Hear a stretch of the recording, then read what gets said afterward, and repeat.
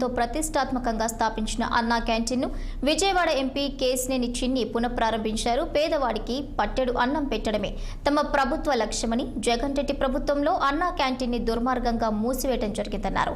ఎన్నికల హామీల్లో అన్నా క్యాంటీన్ని తిరిగి ప్రారంభిస్తామన్న మాటను నిలబెట్టుకున్నామని ఎంపీ పేర్కొన్నారు. వైసీపీ ప్రభుత్వంలో జోగి రమేష్ చేసిన అవినీతికి నేడు శిక్ష అనుభవిస్తున్నారని, ఆడుదాం ఆంధ్ర ఆటలో పూర్తిగా అవినీతి జరిగిందన్నారు. త్వరలో మాజీ మంత్రి రోజా కటకటాల పాలవటం తప్పదంటూ విజయవాడ ఎంపీ కేశినేని చిన్ని వివాదాస్పద వ్యాఖ్యలు చేశారు.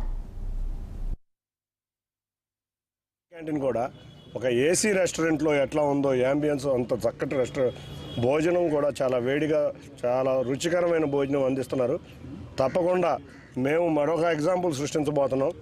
విజయవాడ పార్లమెంటు అన్నా క్యాంటీన్లు ప్రభుత్వం వచ్చే డబ్బులు పడకుండా దాతలను తీసుకొచ్చి అన్నా క్యాంటీన్ మెయింటెనెన్స్ కూడా మేము అధికారం ప్రతిపక్షంలో ఉన్నప్పుడు ఏ విధంగా చేశామో అదేవిధంగా అధికార పక్షంలో కూడా తెలుగుదేశం కానీ, జనసేన కానీ, భారతీయ జనతా పార్టీ కానీ తమ సొంత కార్యకర్తలు అందరం కలిసి అన్నా